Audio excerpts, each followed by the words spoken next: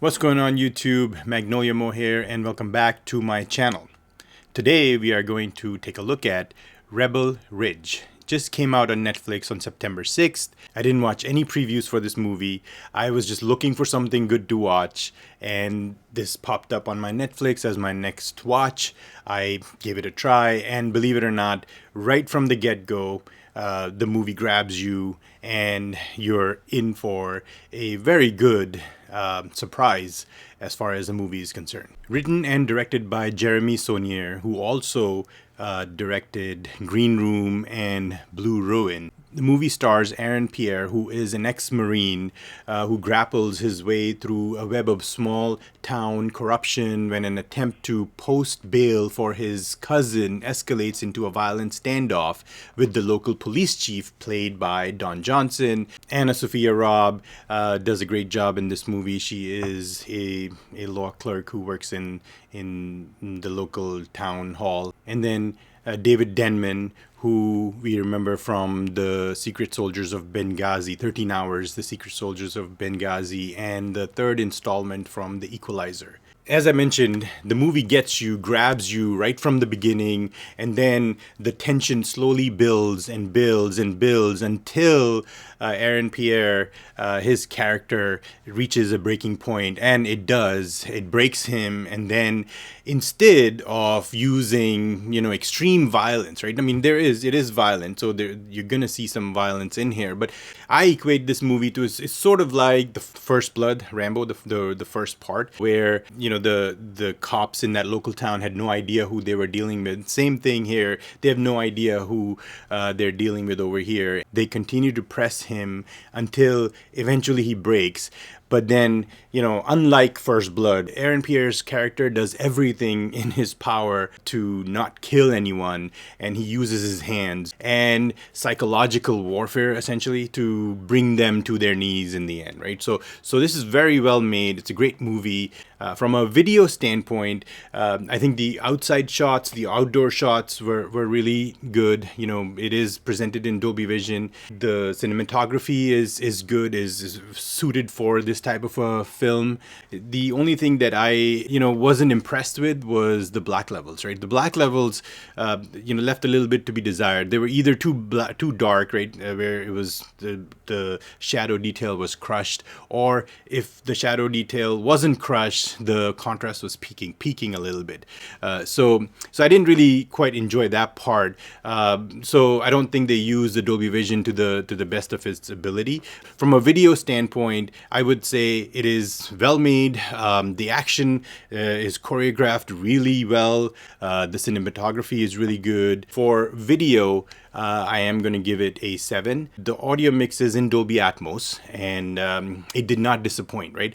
Throughout the movie, your height speakers are going to be active, whether it's music playing, whether it's helicopter, or if it's thunder, or it's the birds chirping. Most of the time, the music is in your top middle speakers, to a point where I was thinking this is only mixed as a 7.1.4. To my surprise, towards after like halfway through the movie, then my front heights started to get engaged, with music and with other sound effects as well. The music, when it's in your height speakers, there's actually good stereo imaging that goes on between your left top middle and your right top middle, or your front height left and front height right. So let's take a look at some of the scenes, right? So starting with the 51-second mark, right? As I mentioned, right from the beginning, you are thrown into the movie and the tension starts to build up when Aaron Pierre's character is essentially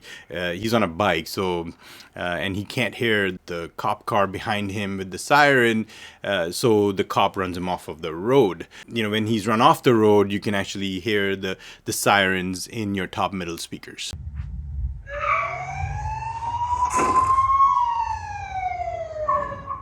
In the subsequent scene, you'll hear the thunder coming down from your height speakers, and then the nighttime creepers and crawlers that you can hear in your height speakers.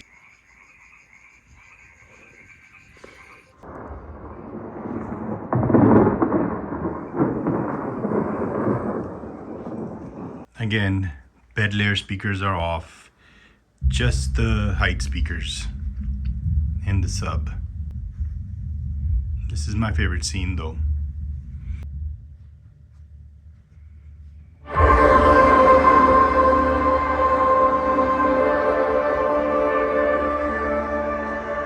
"34 minutes, 34-second mark.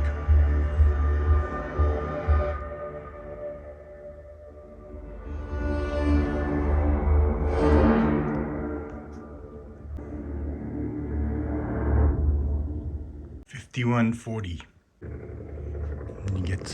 You get a helicopter up there.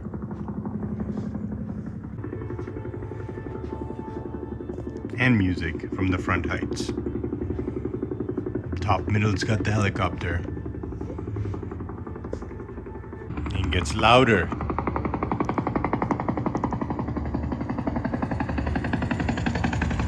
"1 hour mark.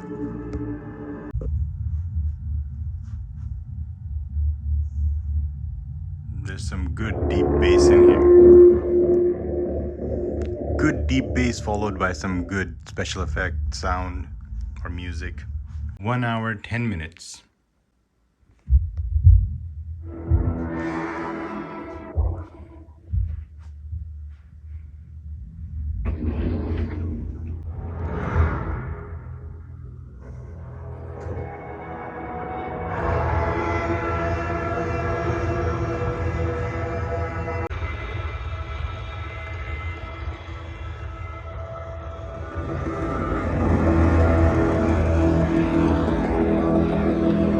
Some good music in the height speakers. Oh, here's some gunshots too. At the 1 hour 44-minute mark, you'll hear a loud thud that comes from the top middle speakers that almost scared the crap out of me during the movie.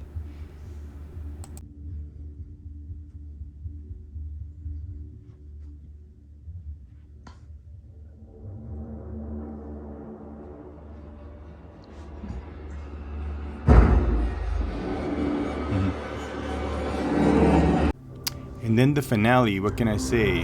There's lots of action up top in the height speakers, great music, good imaging going on between your left and right height speakers.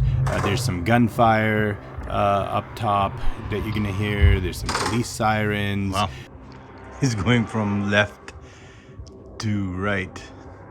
All in all, makes for a great experience from a Dolby Atmos perspective.